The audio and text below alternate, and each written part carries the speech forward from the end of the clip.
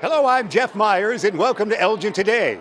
On this edition, our first story will be from the Heritage Ballroom in the center of Elgin for a day of honor for Elgin veterans and widows and family members of veterans. We will talk with a lady who helped make it all possible. Then on to Veterans Day itself, November 11th, and Veterans Memorial Park for another day of honoring our great Elgin veterans. The Elgin Band was there and performing, and the keynote speaker was Elgin Mayor David Captain. And the Elgin Sports Hall of Fame in November recognized two great teams in the sports history of the city, the 1967 undefeated Larkin football team, and we'll hear from their great coach and later athletic director Ray Haley, and the 95-96 girls Elgin basketball team that finished second in the state. We will have a look at the two new public art creations along Riverside Drive and the Promenade, and we'll talk with the man who created one of them. Mayor David Captain's guest in his segment will be the well-respected Elgin Police Chief Jeff Swoboda. We visit with Joe Wars at home, a great community-minded Elgin citizen. He has all the details about the upcoming 7th Annual Community Food Drive in conjunction with the Martin Luther King weekend. And there was a great crowd that attended the annual Jeff Turner Community Meal. We'll get a quick thought from Mr. Turner. We'll have these stories and more on this edition of Elgin Today. It's Thursday, November 9th. Elgin Township Triad held a day of honor at the center of Elgin for veterans and widows of veterans and family members, as we hear from the lady who made this day happen with the help of many. Well, last year we were trying to think of events that would support and really flourish the city of Elgin, and we came up with an idea of what about honoring the veterans, all the great guys that are here in the city of Elgin. So we said, let's do a little veterans event. Well, a year ago we thought maybe we'd have a few, and it turned out as of yesterday we had upwards of 115 veterans in attendance. And what a program you gave them. Yeah, it was wonderful to have the bagpipers and the bugler and all the city dignitaries, Mayor Captain and Sheriff Kramer, what a wonderful, and Chief Swoboda, he's always wonderful to have here. Elgin Police, my gosh, they were so wonderful with their color guard. And Shannon Harms with South Elgin Fire, beautiful voice to sing the national anthem a cappella. That was certainly a treat. A lot of certificates you gave out. Oh, yes, a lot of certificates. There was a lot of making sure we had their names, and we wanted to make sure everyone was honored and received a framed certificate this morning. Great crowd, as you mentioned. Yeah, great crowd. It was so nice to see everyone and meet their faces. I've been hearing their names over the phone for the last year. But then, too, just to have the special tribute to meet the wives and the widows and the family of the ones that are no longer here, that was really great to meet them. One of the invited speakers on this day was Elgin Police Chief Jeff Swoboda. Told the crowd that, first of all, I was very honored to even be on stage there in a room full of heroes, to be one of the people who were be able to be here and say, on behalf of the community, thank you so much for everything they've done in the past in their service to our country, but then really what they continue to do every single day as a member of this community. I said there's not a service agency, service organization in town that doesn't have veterans in it, and I tell you, they're when I need to be inspired in a world sometimes where you're looking for heroes, you don't need to look much further than looking for a veteran. City Council member Rose Martinez, herself a veteran, was in attendance and told us this afterwards. I feel very proud, honored, and privileged to be invited today, but I'd like to go ahead and ask people who are veterans to please belong to the American Legion, to the VFW, belong to the AMVETS. It's very important that you become a member. You don't have to come every day. What you need to do is just to be a member, because the larger the member, the louder the voice we are, not only at a state level, but at a federal level as well. And we need to have our voice heard so that they don't forget us veterans. And then second, I'd like to say you can go ahead and support these organizations by coming out and burger night to our fish fry. All of these things help. They help so that we could have a place where veterans can meet, where families, where community, anybody. You don't have to be a member. You just need to come. But I'm asking, if you are a veteran or you are a spouse of a veteran, please come and become a member. It's only $40 a year, and I'm telling you, it goes a long way. You served from 1981 to 1985. Tell us where you served and tell us the unique skill that you had that got you kind of ahead of the schedule. I actually went in to be an X-ray tech, and I was in Egypt and Israel, in Germany and South Korea. But when I was going for training, basic training, somehow they were short of stick shift drivers, and I had that quality of knowing how to drive stick shift, and so before you know it, I was driving. 2 days later at Veterans Memorial Park on November 11th, this was the 10th time that the day had been remembered at the park since it opened in November of 2008. And ready to add to this day, thanking the veterans, it was time to hear from Robert Sanchez, band director for Elgin High School. Oh, it's a fantastic day. Any chance we get to celebrate our country, celebrate those that have fought for our country, that are still living, to honor them with their service medleys and so forth. That's something that we always enjoy and cherish the opportunity to do. And you'll perform how many songs? Well, we have an arrangement of My Country 'Tis of Thee with Amazing Grace, which is new for this year. Of course, we'll perform the Elgin High School Loyalty. We have a lot of Elgin High School alum, a lot of former Maroons. But most importantly, we'll play a medley of service songs. So we'll honor the Army, the Air Force, the Marines, the Coast Guard, the Merchant Marines, and the Navy. Kids are excited, aren't they? Oh, yeah. Yeah. Excited, cold, but excited. It's always cold on November 11th. Hey, you're coming off in October. They had great appearance on Channel 7. Yes, yes. Tell me about that. Well, we arrived at Elgin High at about 4:30 a.m. and met the news crew, and we had the opportunity to do 3 formations in which they flew a helicopter overhead. Yeah, and so, great. Yeah, it was one of those things where you see that 4:30 a.m. time and you're not that excited, but once you're there, it's truly awesome, and getting messages from all over the area, people seeing it, people that didn't know that saw us on TV. So, oh, it was great. It was tremendous. Great showcase for Elgin High, and I know you were proud of everybody. Absolutely, yes, sir. Back to November 11th, the keynote speaker was Elgin Mayor David Captain, who had just celebrated his birthday the day before. Part of being a veteran, I think, is being able to share your experiences and to train people. As you know, I love to tell stories. When I was a laborer, I was 19 years old. And at that age, just like everybody else, I knew everything that man needed to know. And I worked with a laborer. He was a veteran laborer. And I worked with him for the morning. We sat down. We're going to have our snack at 10 o'clock. And he says, kid, you're killing me here. He said, you know, you've been shoveling that same shovel full of dirt for 2 hours. He said, if you take that shovel and dip it in some water, the dirt will fall off. And I always thought about that. That's what a veteran can do for you. A veteran can help nurture people. We nurture young people. We nurture young men and women in the military and provide them with our guidance. On the day, we also got this quick thought from Elgin City Council member Terry Gavin. Elgin has always supported and will always support the veterans that serve both past and present, currently, and those who have been in harm's way, as well as those who are not, but they all serve. And we're here to pay homage to those people and say thank you. Now let's turn the clock back as part of Elgin Sports Hall of Fame induction ceremony in November. This team, the 1967 Larkin undefeated football team, was recognized. And Larkin's first coach and later athletic director, Ray Haley, himself a member of the Hall, talked about this great 67 Larkin team. We had 6 shutouts, and I think we only had 27 points scored, and 14 of those were against DeKalb in the last quarter when we were ahead 43 to something. That Wheaton game, 3-0. Wonderful. You know, that my father died. He was in the Veterans Hospital in Chicago, and I left on a Monday, and I got to give my staff credit because they prepared our team all week for that game, and I came back on a Friday for the game, and it was a wonderful game. And Kurt Whipple, he played halfback, I believe, in that game. And after it's over, he made it. They had some great players. They were undefeated when we played them. Yeah. And Key had a kid named Key that went to Michigan, and they had another back that was great. And they kept running his side, and he made tackle after tackle after tackle. And Barnes was their coach at Wheaton. And he came in our locker room, and this is the only time it ever happened in my coaching career. He came in our locker room and praised Whipple for that. Whipple, he praised Whipple? For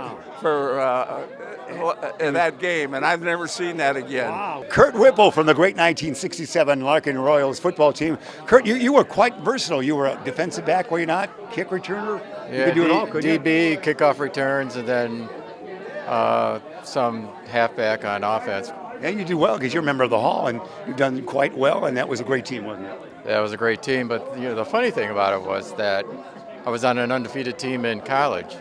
Yeah. So when that happened, that was just like, that's what you're this supposed before, to do. yeah. I've done this before, so. Oh, you had a great So career. that was fun. What stands out? The camaraderie of that team was great, wasn't it? Here, yeah. Yeah, especially that class of 68. Yeah. Those guys hanging together, definitely better than my class did, but that's kind of the key to a lot of the success, I think, the way they hung together and helped each other, taught each other, whatever they needed to do to get the job done. And here is a photo of the 95-96 team taking on the Hall of Fame night. Coaches, players, parents are all involved here. Let's talk with two members of that team that was really once in a generation squad. Carly Kirkpatrick. And you are? Susie Smith. Oh, well, you too. That was a dream season, wasn't it? Absolutely. It's very memorable. I mean, we're still living it 20 years later, so I mean, yeah, it definitely was something to remember. So. You guys get along together every now and then, don't you still? Every once in a while, yeah, we have. So as a group, as a team, yeah. What game stands out in your mind? The game that stands out in my mind would have to be the one at Larkin. It was one of the regional or the sectional ones. I don't know. It was the one where I had that one shot that anyone ever cared about. And that was your big shot. Yeah, that was it. I've seen that on YouTube. Yeah, it's out there. Yeah, but it was just fun. And it was a very loud crowd, and I mean everybody was on our side, and you just kind of it was the one you feel like you see in movies, like where the crowd's all there, and like you just look around, you're like a Hoosiers moment. Wow. Yeah, for sure. Thanks for making that, or there'd be no trip downstate. Yeah. And you, Susie, what stands out in your mind? What stands out, I think every time we did the sectionals, super sectionals, even when we lost in the years before, we were always so together, and it was a Hoosier moment every single time we played.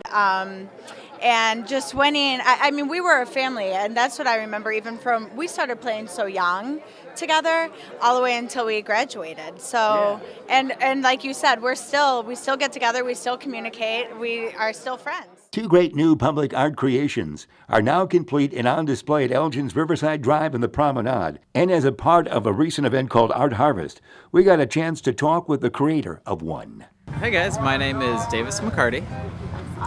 And the piece we're looking at is 1835 Express, which is a homage to the founding of the city of Elgin and the pioneer spirit that came with it. So I'm using space age materials. This is dichromatic plexiglass, which was originally developed by NASA in the 50s and 60s for satellite arrays. It didn't actually work very well for that, but it looks beautiful as art. So we've co-opted it and started making some pretty cool space age pieces. Yeah, we're going to be wrapped up real shortly here, and then it's going to be on display here for 2 years. I grew up in the Philippines and Thailand, and then returned to the States to study art. And how'd you get involved with this event? I saw a RFP online and then ended up sending in a little proposal for an idea I had, and they were into it. So here we are, and now we're doing it. The cool part is that two people can have different experiences at the same time. So I can look at it and see purple, and you can look at it and see green. And it really kind of captures some of the essence of, our reality in the universe. So I think hopefully it's a platform to help educate people about science. I am Maddie Richmond. I'm a member on the Elgin Cultural Arts Commission. This piece is by Nathan Pierce. It's called Continuum. It represents the change and growth that is going on within Elgin, and as you walk around it, you get a new perspective of the piece, which represents the ongoing change and growth within the city. It's time here in the month of December for our segment with Mayor David Campton. Mayor, how are you, sir? Good morning, Jeff. How are you today? A happy late birthday to you. Thank you. In November? 70 years old on November 10th. Should you say that out loud? I did. All right. Well, happy late birthday. What have you got for us this time? We're at the Elgin Police Department, and we're going to talk to Jeff Swoboda, the chief, today. And we're going to have a little bit different approach this time, and we'll get into that. But I wanted to talk to him about a visit that they had from a foreign delegation that came all the way to Elgin from Sweden to visit our police department. And Jeff, what did they want to see? Chief? Yeah, well, thanks for having me. Welcome to the police department. Yeah, the Swedish delegation from their parliament came out to just see how the Elgin Police Department interacts with our community, and they're having some issues there, and wanted to look at a successful model on how police can work with the community to not only reduce crime but feel that people are kind of part of the community, and how are we doing it. And so we were very honored that they came all the way out here, and they stopped at a few different places, but they spent the day with us, and then they toured the city of Elgin and went to some some of our resident officer home, so it was just a great day. How did they know you were so good? Well, they heard from different people, and we've had a lot of exposure recently in some national magazines and things, and so they just wanted to come out and see what's working. Everybody's looking for that same model that Elgin has. We're working with the community, drive down crime, improve the level of communication between the community and the police department and the city as a whole. Department's top flight, Mayor, no question. It is one of the best in the country, and we're very proud of everybody here. And what I want to do today, we talk a lot about with the police department, and they've given reports on crime stats and our equipment and things like that. But I'd like to do a little bit of a different approach and talk about the people and the people that make up the Elgin Police Department. And Jeff's been here 25 years. So I came here as a young man, to be a police officer, as a recruit. And I want to ask him, 25 years ago, what did you expect? When you came to Elgin, what did you think policing was going to be about? What did you think Elgin was going to be about?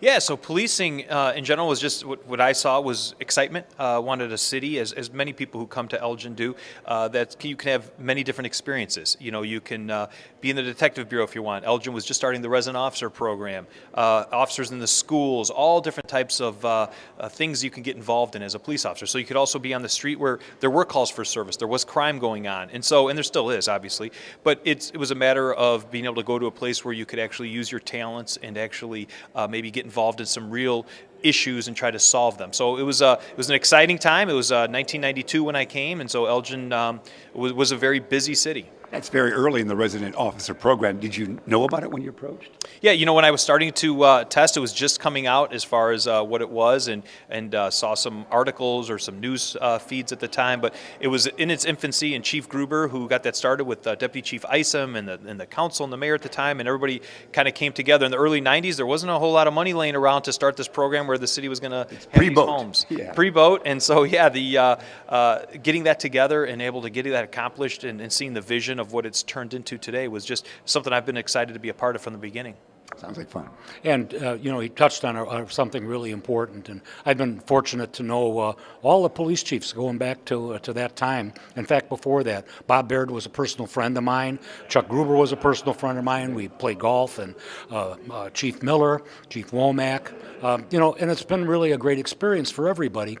And I remember Bob Baird telling me when he was chief, there was no money to do the things they wanted. What time frame was that? That would be back in the 80s, yeah. And there was no money at that time. And when the riverboat came, it kind of opened things up and allowed different experiments to happen and funds to be made available. But each chief brought something different. And Jeff, what do you bring to the Elgin Police Department? Great question, Mayor. Yeah, what do I bring? Well, it's like an interview question. I think what I bring, and the mayor's absolutely right, each police chief, like any CEO of an organization, is going to bring things that, some are more successful as far as for certain things than others. And so I think what I bring is just the idea of that with the community, there's nothing that we can't accomplish. And, at the time in the 90s, and when each one of those chiefs had different requirements, if you're worried about crime every single day, it's difficult to do many proactive things. So if you don't have the officers, make sure you can respond to the calls for service quickly and investigate those crimes. So those challenges are there. I'm blessed now to be sitting in a position where Elgin is on a downward trend for crime because of how proactive we are.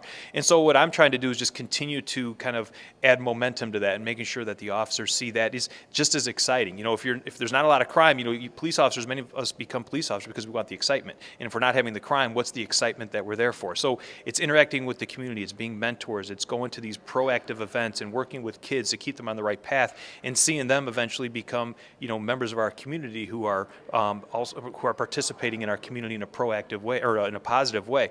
And so that's exciting in its own right. And we still have the crime where it gets exciting. You turn on the lights and sirens and you do those things as a police officer. So it's just what I bring is just that idea that we can continue this. This is exciting that we're continuing to see this downward trend at a time where the population has grown so much, but crime is just so much further down than it even was when the population was much less. In 1992, I heard you on your radio program on WRMN in recent times. There's a lot more activity, drug activity, and gang activity when you arrived. Oh yeah, that was the leading thing. It was I don't know if it was a daily occurrence, but definitely a weekly occurrence, from shots fired to people who had been shot, to drug dealing, to open market drug dealing, where there were areas of town where you would drive down the street and you would would see the people on the street corners openly selling drugs. It was the kind of the middle of the crack epidemic, and so things have changed now with social media and technology, and so we don't have those open air markets. We obviously still have drugs from time to time where we need to address a drug house in a neighborhood, but just where it was really involved in one neighborhood where it could almost take over that neighborhood where the residents didn't feel safe. We don't have that anymore.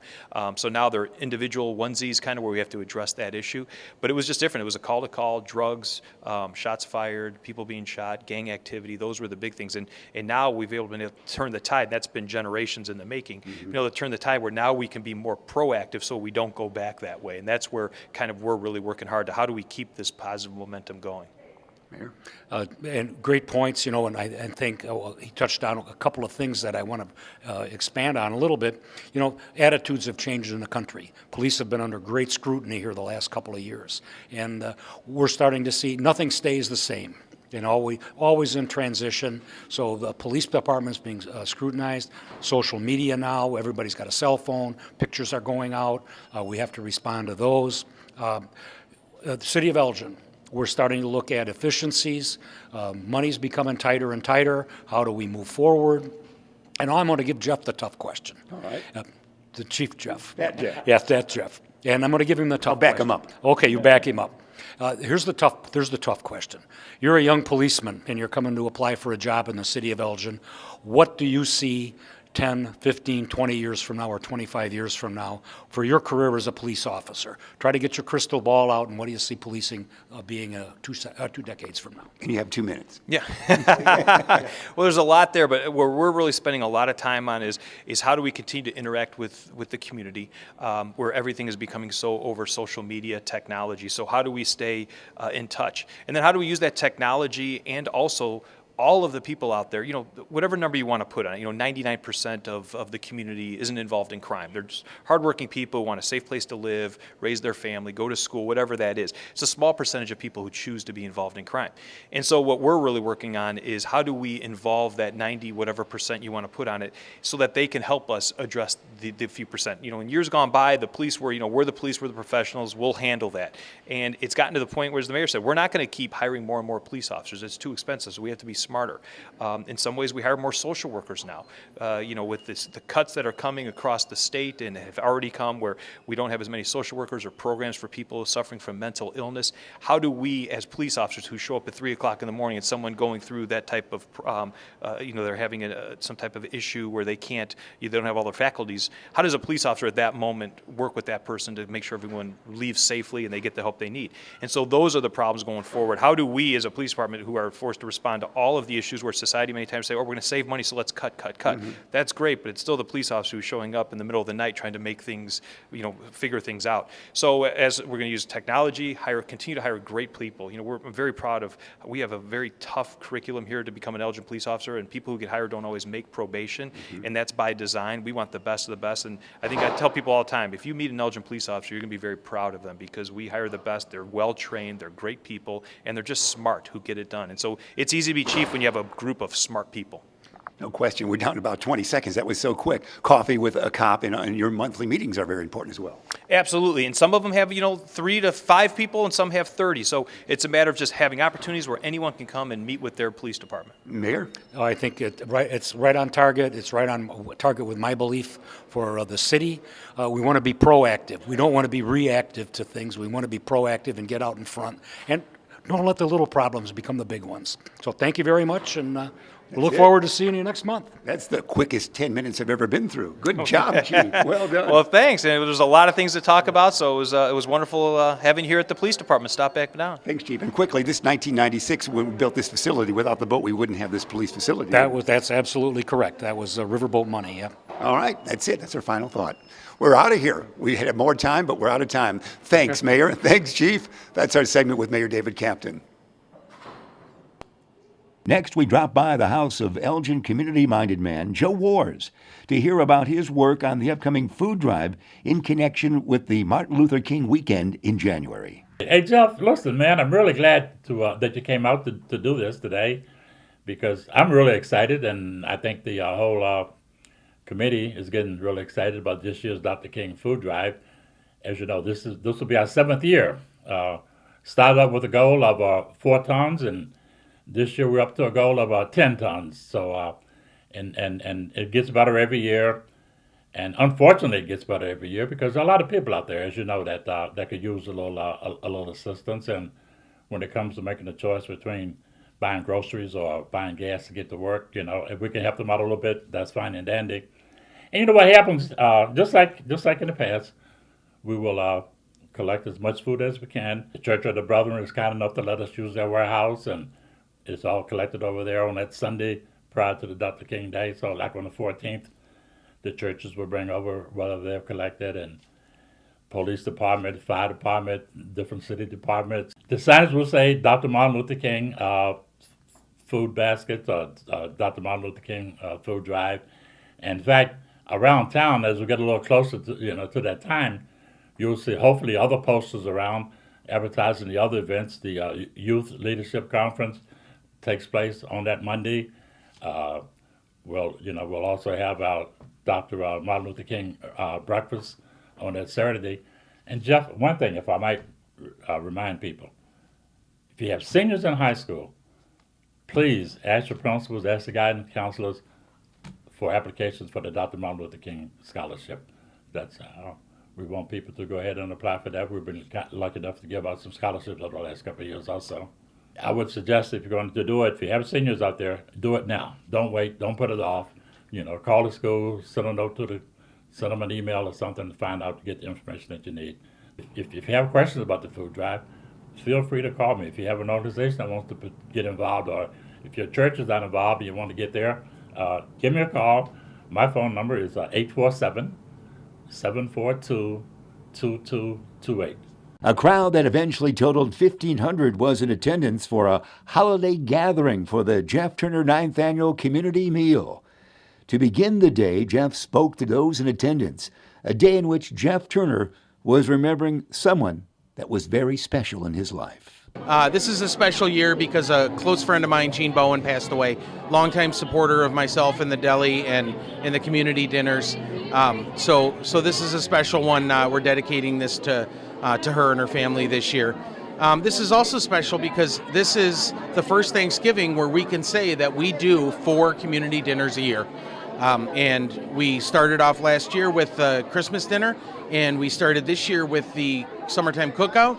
We have the Thanksgiving and always the Have a Heart dinner. That's our 4. So this is the first Thanksgiving we can say we do 4 community dinners. And Jeff Turner wanted to thank many folks involved with this great event. All the people who you can see behind me that come and help with the setup and everything. The community that actually comes to enjoy the meal, becoming part of this big family. Food for Friends is big. They donate 1,000 pounds of turkey. My 2 partners, Ryan Waishi and Eric Rubin, who helped me throughout this whole process. It's just a great event. I can't say enough. And Jeff also has been thinking about the possibility of having a community meal every month. You know what? That's another goal I have. And it's a little lofty, but you know what? That's my dream. I'd like to do as many of these as we can, and to start off with, 12 is my number one goal. But who's to say we can't do more? I figure, if we can do it, why not? Great work as always, Jeff Turner. And this month of December, the holiday community dinner slated for December 17th. You can learn more about the information you saw here in Elgin today or about city services, programs, and events by going to the Elgin website at www.cityofelgin.org. And now the City of Elgin has a 311 contact center. Elgin 311. Call, click, connect by calling 311, the city's information and request resource. For everyone here at Elgin today, I'm Jeff Myers. We'll see you next time.